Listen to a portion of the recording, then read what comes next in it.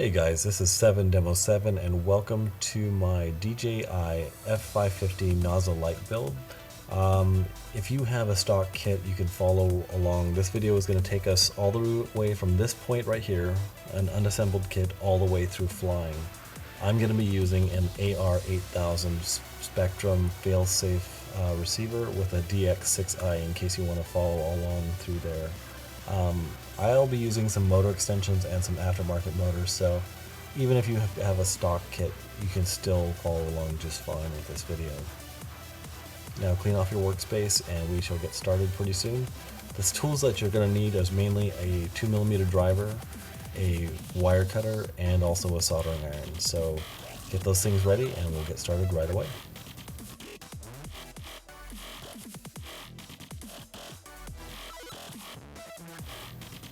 Alright guys, workspace ready. Go ahead and grab your lower PCB board where we're going to be tinning the ESC soldering points. So go ahead and flux in any of the soldering points there. You can see there I already have a few done, so I'm not going to bore you guys by doing every single one. In fact, in this whole video, if I ever do anything that's repetitive, I'm going to go ahead and speed up the video and or just cut it out so you guys don't have to watch it.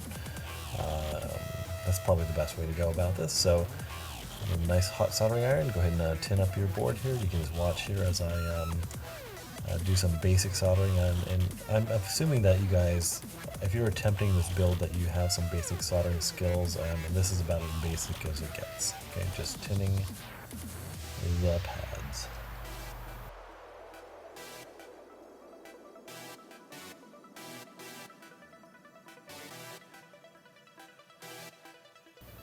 Alright guys, a little bit of a close-up. This is all done with my GoPro, so as we all know, GoPros are not a good macro camera, so it'll just give you a basic idea of what I'm doing there. You just basically touch a little bit of the solder there and just swirl it around a little bit and it sticks right on. I always like to use a little bit of flux.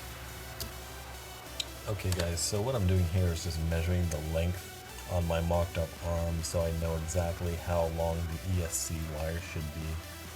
Make sure you guys measure properly, don't cut it too short. And once you do it to one, you're going to do it to all 6, or the remaining 5. Alright, so as soon as you have all the ESCs measured out, go ahead and take the wire ends and prep them, get them tinned up and ready to be soldered to the PCB board. Okay guys, so this is this next portion here is just basic soldering. Obviously positive to positive, negative to negative. You want to make sure that you have them in the proper spots. I'm just going to show you once here how to solder onto the board here. I like to make sure that everything is really well incorporated. I don't like to see any strands at the end of the silicone housing. I like to have the silicone housing right up into the solder. Don't worry about burning it or anything like that. But if you have enough tinning on the pads and the wire, you don't have to add any additional solder, and just give the soldering iron a little wiggle, and it just makes a great solder joint. It makes a perfect solder joint, I should say. Okay guys, when you're done with your ESCs, it should look a little bit like this. With the motor extensions, I ended up with 4.5 inches of motor wire there. I was a little bit limited due to the amount of wires that came, the length of the wires that came on the motors already. That was on my used motors. So, and once again, this is my motor extension. I did get some of the motor extensions backwards. The larger end needs to actually go onto the arm, and then the smaller end to the motor, just like the one you can see there on the table. This one I'm showing you now. So make sure you get the motor extensions the proper direction, and we'll go from there.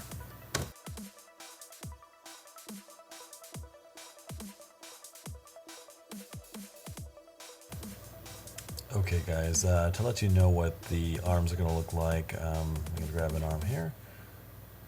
This is what they look like. I ended up using the wrong type of screws for this. I replaced them with some button head screws eventually, but at this point, if you have a stock build that you're doing, you don't need to worry obviously about all these extra screws that I have here, but find the proper screws from your kit and go ahead and attach your motors. There is an option of attaching the motors after what we're doing here, but if you're using the motor extensions, you're going to use an M3 by 6mm screw do not use 8mm screws because they will screw into the windings of the motor and damage them. So the 6mm looks to me to be the exact right type of screw for this motor extension plate and the Sunnysky V2216 800 kV motors. So once again, M3 by 6mm. Okay guys, so we are going to be using smaller 5mm screws to attach the arms. Later on in this build, we're actually going to use some landing gear, which we're going to use these screws from the landing gear on this. We'll eventually end up changing these. So, but at this point, you can attach the arms with the screws provided. They are the 5mm M3 screws.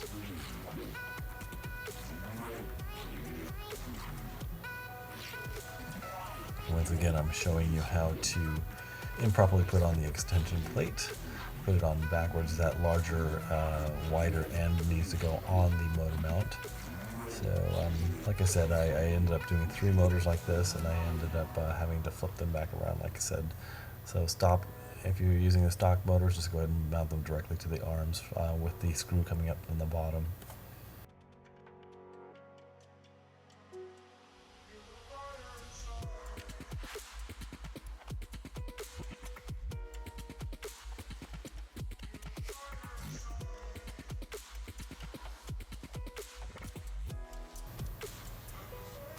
Alright, so with the motor extended plates, the screws that you want to put into the arms, I believe, are 10mm screws, M3 by 10, with a corresponding nut.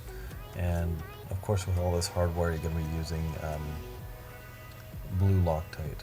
So you Loctite the ends of each screw, don't use a lot, pass it through and tighten up your bolt. We're going to go a little fast forward here in a second.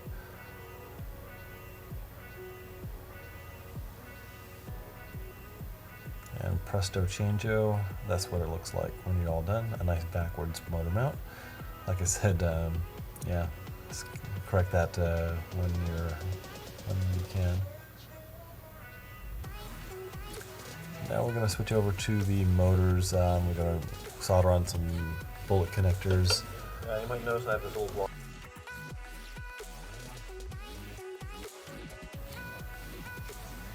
Alrighty guys, so at this point we're going to cut our motor wires and to the proper length. You should measure these out to correspond with your ESCs, wherever your ESCs are going to be.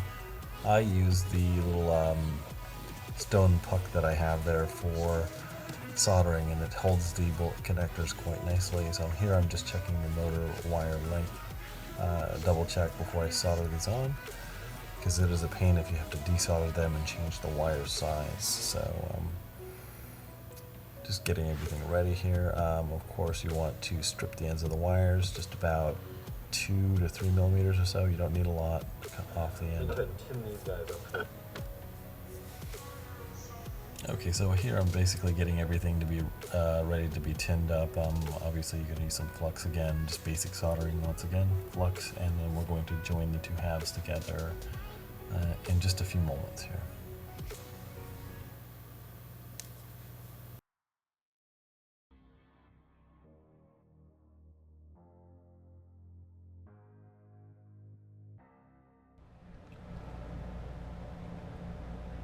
Okay guys, I've got my motor connectors here. These are the 3.5mm bolt connectors. Yeah, 3.5mm bolt connectors, which is what you need for the DJI Opto 30 amp ESC. So I'm going to turn this, which is a bare wire, into looking like this, which is of course with the gold connectors on. I've got the gold connectors down here, and I have this little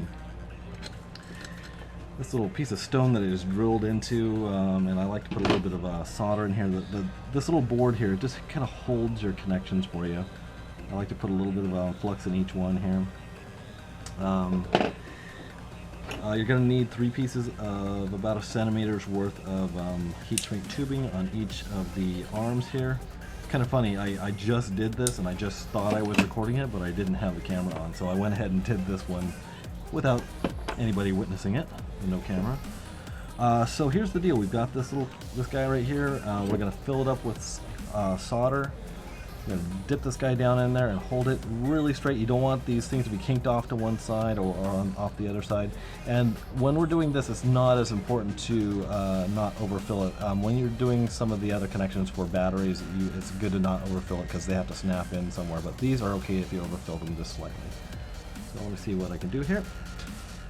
So go ahead and slide your heat shrink tubing over the top of each wire here.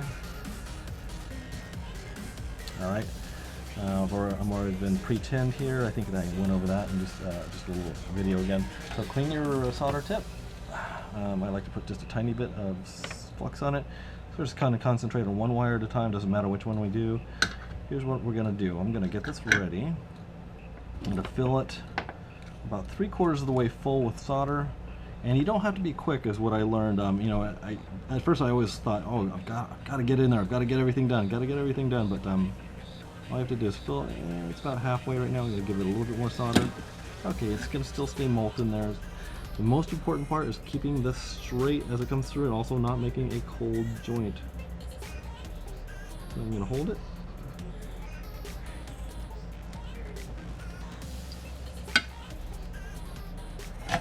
There you go, nice and straight, no cold joint. Okay, we're going to do number 2 now.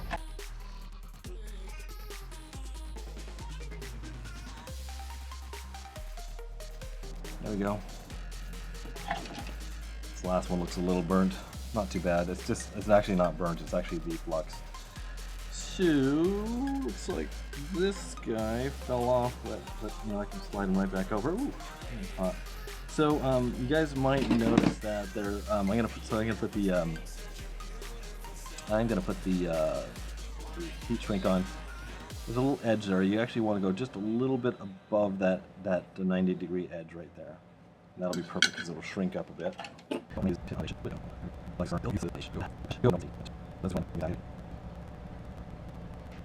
Alright, there you go.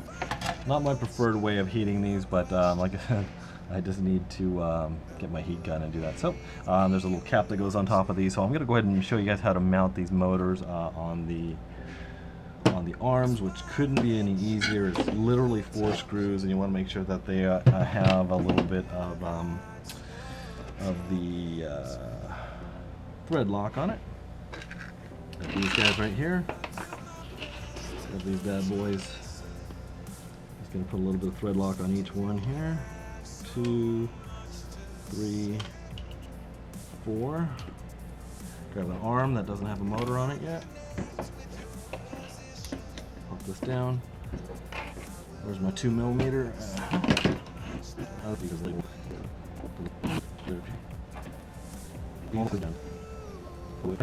Now I'm going to snug each one down in a cross pattern.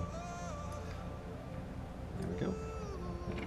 There we go. And I'm going to go ahead and duct these wires into the center hole.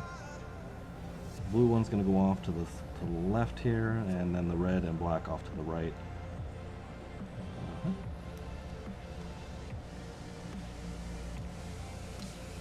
There we go. So there's my motor, and I'll put the cap on later on down the road here. So I'm going to go ahead and do my other one, and I'll see you guys in a bit. Okay guys, one thing I forgot to do was actually put on my power leads. I don't have my EC3 connector handy with me right now. I will have it in just a little bit, but I'm going to go ahead and solder on the 2 leads for the power. And I might be adding some other things into the power lead at some point, but I will cross that bridge when I come to it. So I'm just going to take my pliers here. I'm just going to get these ends tinned up here. I can actually let go for a second, let it all meld in there real nicely. And dab a little bit. A little dab will do ya. Alright, secondary wire here, positive. Let's hold this here. Smush them together. Hold and dab. There we go. Nice solid solder joints there. I will show you this right here.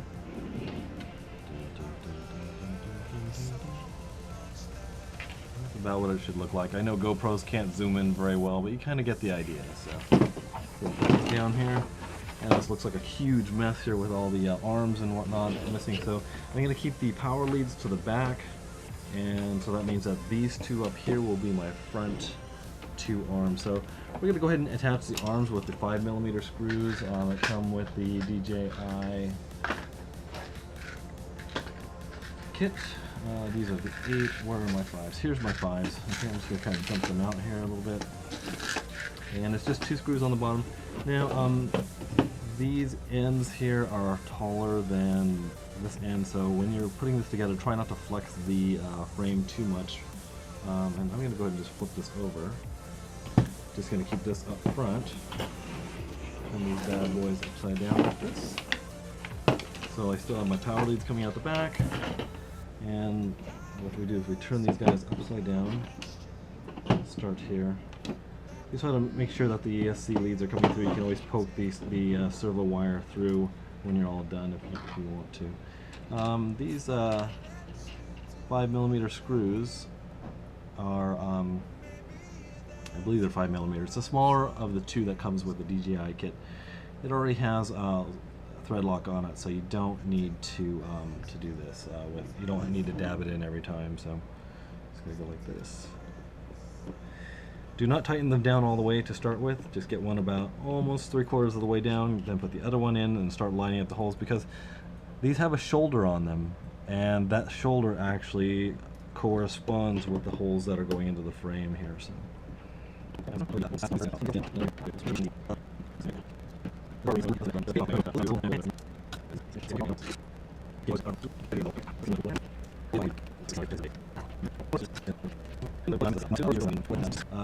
So let me start from over here, since you guys are over here, and I'm going to plug in each motor wire here. Put this right overhead here. Okay, and it does not matter the order.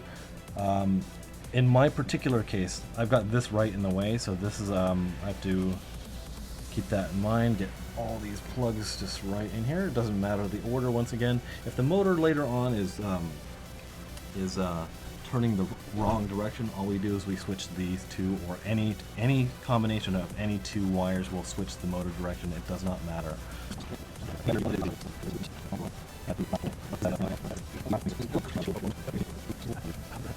Okay, let me see. All 6 are set. Good. Pull this out here. Alright, the trick. This is kind of a cool trick. Let me flip this over very gently. I'm going to support everything as I do it. Oh, no. And once again, these outside feet are taller than the center here, so I'm going to put actually my Naza controller underneath, so it just supports it a little bit. Okay. Alright, so my zip tie trick. Let's see here. I can do this. Put you guys directly over what I'm doing here. There is the center white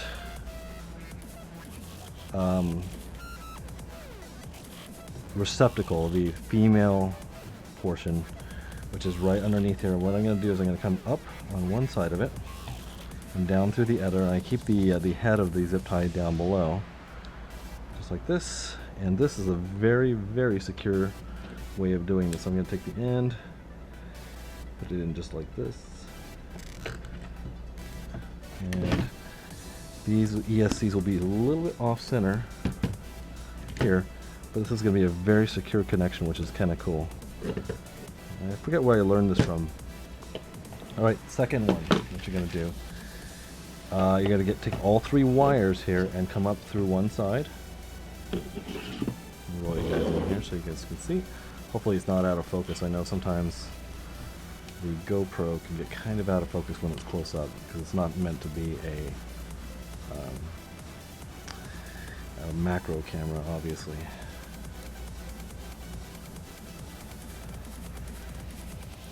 So it'd probably be easier if this was turned upside down. I should have left it upside down, I guess.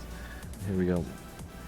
So once you've got all your ESCs tied together, just like this, what you do is you clip off the excess, and it is a solid as can be connection. So I am going to let you guys catch up with me. You're going to get all your ESCs connected, and then I will turn the camera back on. Thanks.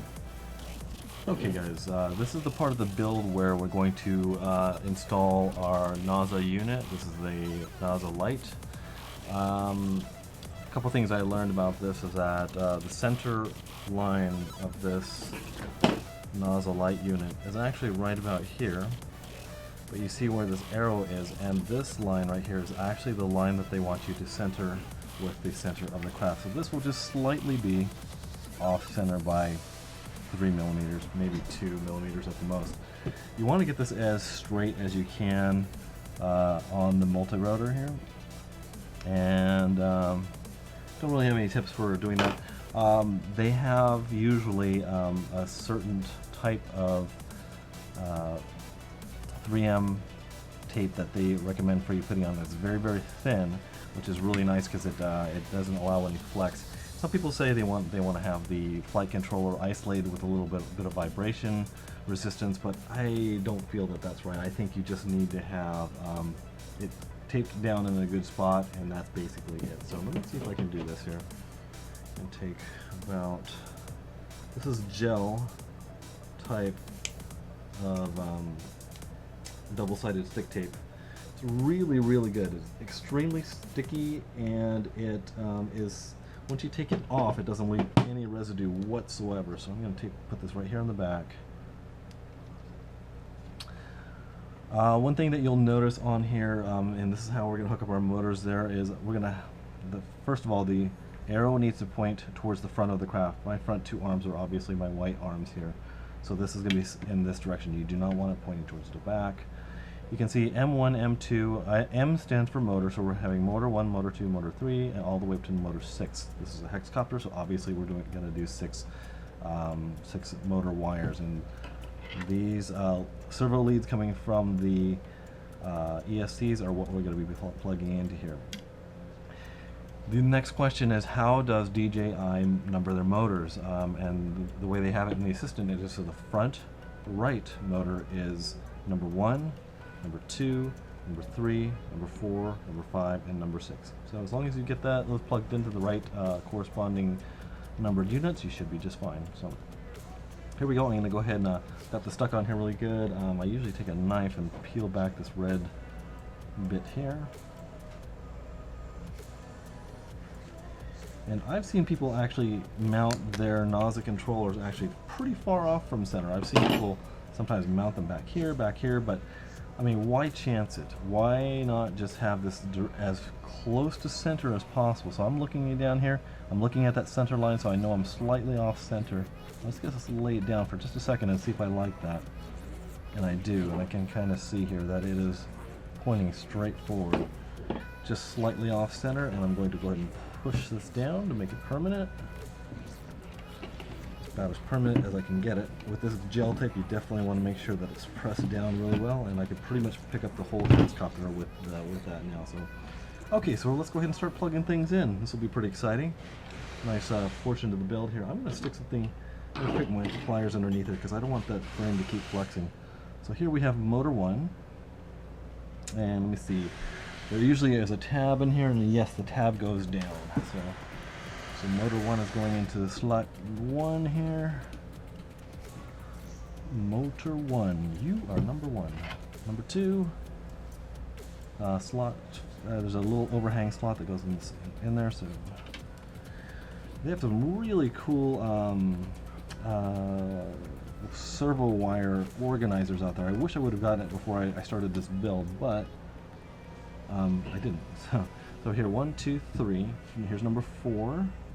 Whoa, are we gonna have enough wire to go through here? Ooh, just barely. Oh my goodness. That's not good. Let's see. I'm here.